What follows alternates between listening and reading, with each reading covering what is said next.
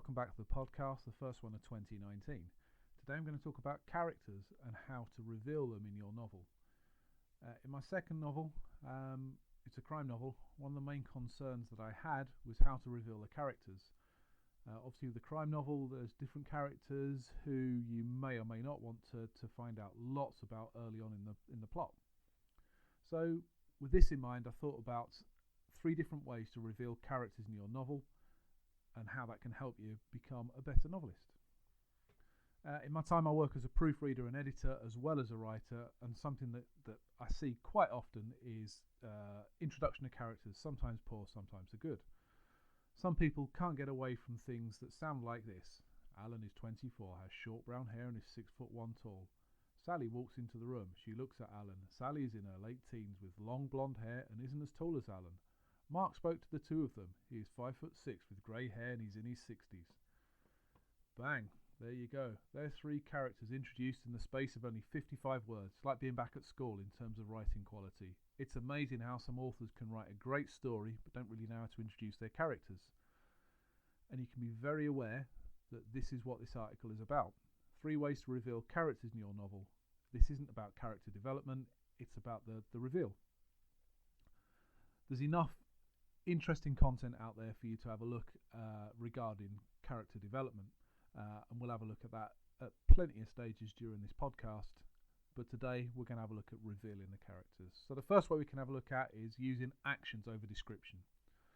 So the temptation, as we saw from that little bit I read out earlier, is to describe someone using their height, their weight, their hair colour, etc, etc.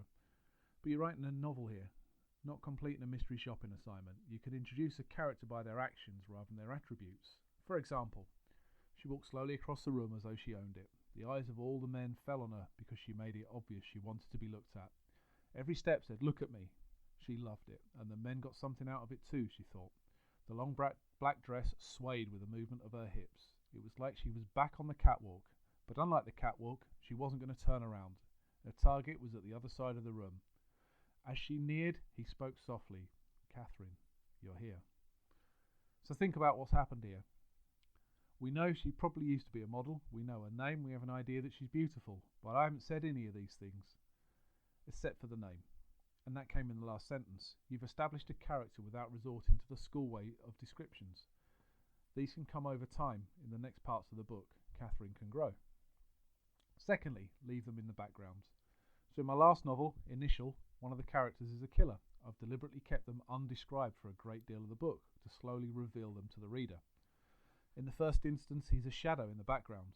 He's only known as he for the first half of the book.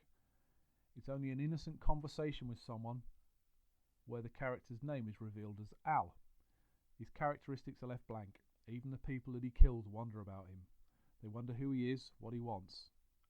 They wonder quite a bit about him. The shroud of mystery is as important a part of introducing a character as actually writing. I wrote about he in the first sentence of the book, but nobody really knows who he is until we get to about 80,000 words. It's taken some restraint for me to keep this character that I've developed to myself and not to reveal all I know to the reader. And it doesn't just have to be in crime novels that you introduce a character in this way. This is one of the 3 ways to reveal characters in your novel that are quite effective for your readers. And then thirdly, space them out. So it can be tempting to throw all your characters at the reader at once. Your first scene may involve 6 characters and you may want to share them all at this stage, but this will stun your reader into confusion. Introducing 6 characters and expecting people to keep up more than likely won't work. The solutions to this are different depending on how you want to write. If that first scene is vitally important to the plot, then you can write in the characters but leave the descriptions in short and bulk them out later. Here's a quick example. Scott looked both ways before crossing the road. He'd learned this at school and was in the process of teaching his kids the same thing. His slight frame would have stood no chance against a speeding car. At the other side of the road was Alex, who laughed at the time Scott took to cross the road. His long brown hair was blown in all directions by the autumn wind that had picked up over the last few days. They were both on their way to see the big man. He had a job for them. He always had work. The big man was big in many ways. His round frame came from sitting behind a desk all day, while his minions went out and brought him whatever food he fancied, and plenty of it. So in this I was able to introduce 3 characters in the space of only 137 words, and throw in a few characteristics. From there the story can build. You've got loads of time to let people know all the other attributes that make your characters different and special. If the scene doesn't happen right there at the start of your novel, then use other scenes to build this. Think about the scenes in your novel before you write. Plan things out so they work together. Your writing should build, ebb and flow over the course of a novel. Intense tension for 80,000 words or more would put people off. Think about how the scenes fit together. If you can build up to a scene with many characters, then people invest in it more because they've had the chance to get to know the characters first. Thanks for taking the time to listen to this. Really hope it helps with your novel writing, and have a good think about those characters. They're vitally important to what you do. Speak to you soon. Bye now.